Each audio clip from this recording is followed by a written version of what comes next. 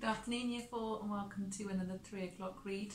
We'll be continuing to read Varjak Paw, and we have gotten to chapter 32. Varjak awoke from his dream in the front room. It was still dark outside as he looked around. The family were gathered around him in a circle by the Contessa's empty chair. His mind saw the sky after a storm. Everything was clear and sharp. He knew what he had to do. With one leap, he sprung onto the red velvet armchair. No one tried to stop him. Not father, not Julius. It was his. The power was his, and only he could decide what to do with it. Now, he said, I need the truth. Has anyone seen the Contessa since the gentleman came to the house? They shook their heads. So unless you do something yourselves, we're at his mercy. How often is he here? He goes out a lot, said father. And the black cats, do they go out with him? Varjak, you're head of the family, said Julius. I'm not disputing that. But why do you ask these questions? It's only going to cause trouble. Why can't you accept things as they are? Because something's happening here. Something bad. I'm going to find out what it is. I'm going to get my friend back. And if I have to, I'm going to fight those black cats to do it. Whatever's going on up there, said Mother, it doesn't affect us, sweetheart. We're different. Varjak shook his head. We're not different. We're not special. We're cats, just the same as them. They looked at him as if he was going mad.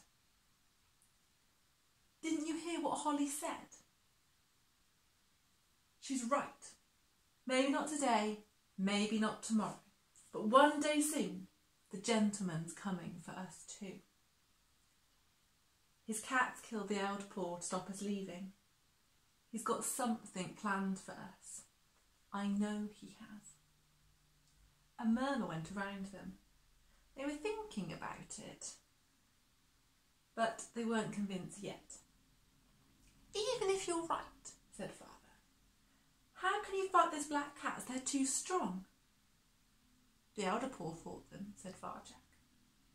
They beat him, but he gave them a fight first, a good fight. If we work together, we can do it. He looked around the family circle. Mother, father and Auntie Junie. Julius and Jasmine looked away. Jay, Jeffra and Jerome looked away. Varjak Paw was on his own again. All right, he said. If you change your minds, you know where to find me. He came down off the chair and marched out of the circle, out of the room, into the corridor. No one came with him. He didn't expect them to. It was all right. Like being in the city again. He had nothing to rely on but himself and the skills Dalal had taught him. Nothing else. He slunk to the foot of the stairs. Holly was up there somewhere. And so were the gentleman's cats. How was he going to get past them? He'd need to be invisible. He was going to have to shadow walk, the only skill he couldn't master. He took a deep breath. This time it had to work. There was no other way. He remembered his dreams. You must know yourself, be sure of yourself before you can let go. Do what you have to. Yes, I do, he thought. I'm Varjak Paw, nothing less and nothing more. He relaxed, let go and merged with the shadows at the foot of the stairs. The world flickered faintly around him. One of the gentleman's cats came out of Contessa's room. It stood at the top of the stairs, surveying the scene with its black eyes. Would it see him? It turned his way for a moment, but looked right through him. Varjak placed a paw on the first step. The black cat didn't react. It was as if it didn't see him. Slyly, slowly, slithering low, Varjak's shadow walked the stairs. The gentleman's cat just sat there, unaware it couldn't see him. No one could. He was invisible. He could go anywhere. But where was he going? What was he going to see? He remembered Holly's face as she came in the front room. Whatever it was that lay ahead, it wasn't good. At the top of the stairs he heard mewling. It made his fur prickle. It was the sound of fear, but he had to face it. However awful, he had to learn the truth about the gentleman and the vanishings and the Countess's room. That was the only way he could save Holly. His awareness tingled with danger. Varjak crept past the gentleman's cats and up to the room. Sticking to the shadows if he couldn't, he looked in. It was just as Holly had said. There was a cage in there. It had a solid metal door with sharp wire mesh. It was full of cats. Street cats with no collars, but they weren't tough or menacing. The air was thick with the scent of fright. Varjak could taste it bitter on his tongue. They were cowering from the gentleman as he reached into the cage, cowering from the black cats that prowled by his shoes.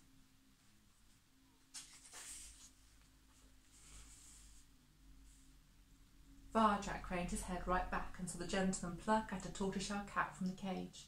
She was mewling pitifully. So were the cats around her. The gentleman closed the cage door and locked it with a lever. Varjak had to hold himself still as a shiny black shoe clipped past and whisked away. The gentleman was carrying Tortoiseshell out of the room, dangling her with a scruff of the neck. The black cats stayed behind, standing guard over the others. It took all Varjak's control to remain there in the shadows. The urge to flee clawed at his chest. The cage, the cats, the smell, it was like a nightmare. But he had to trust himself, to be true to himself. Downstairs he had known it was the right thing to come up here, and it was still right. There could be nothing worse for a free cat than being locked in a cage like this. Even if it never affected the blues, this was more important than family, more important than anything. He had to find a way to release Holly and the others. But where was she? He looked into the cage again and finally glimpsed her in the corner. Holly was all right. Varjak could see that she was talking to someone. A thin, fragile-looking, chocolate-brown cat. Was it possible? Varjak looked closer. His heart skipped a beat. Do you know who it is? It was Tam. There she was, scared but still alive after all this time. So Holly was right about the vanishings. This was where they ended up. But why? Where's he taking that tortoiseshell? Holly was asking Tam. What's he going to do with her? Tam shook her head. We don't know, but that's the end of her. Once he picks you, it's over. She shuddered. Doesn't take long, said another cat. In the shadows, Varjak's scalp prickled. What didn't take long? What was going on here? And why was his mouth so dry? Can't we get out of this cage? He heard Holly ask. Think we haven't tried, said Tam. It only opens from the outside. And even if we could open it, how are we going to get past them? Those black cats are the ones who get us in here in the first place. Varjak felt cold. There was a strange sensation again, like being watched by something not quite alive, not quite dead. He felt it downstairs when he looked at the black cat's eyes. What did it mean? It couldn't be coming from the black cat this time, because it wasn't looking at him. Throat tight, only just holding back the fear, Varjak followed his awareness, and now he saw where the sensation was coming from. It wasn't one gaze he felt, but many. There were other cats in the room, heaped in boxes. Didn't move, didn't talk, didn't breathe. He looked into her eyes. were wide open, but they didn't blink. They weren't eyes at all. They were shiny, coloured glass with a black slash through the middle. Varjak's head began to spin. What was it Holly had said? They're not alive. No, they were just like toys in the city, but turned off. The gentleman came back into the room. He was carrying the tortoiseshell cat, but it wasn't quite the same anymore. It had become totally still. It didn't move, didn't breathe, didn't blink its glassy eye. Had a new collar tight around its neck. The gentleman touched the collar, and as it opened its mouth to speak, Varjak knew with an awful sickening certainty what it would say. I am very well, thank you, please, said the tortoiseshell in a hollow voice.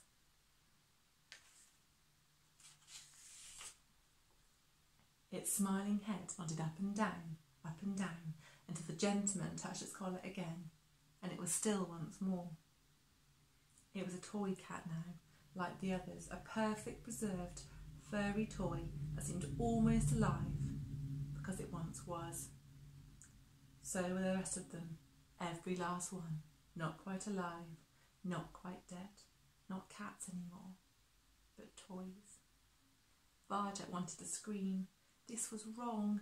He'd never seen anything so wrong. The gentleman placed the tortoiseshell carefully in a box and rifled through it, counting up his toys. Varjak turned his eyes away from the sight, and the cats in the cage began to howl. Tense moment for Varjak Paw. We'll find out tomorrow if Varjak can save the cats. Hope you guys are all well.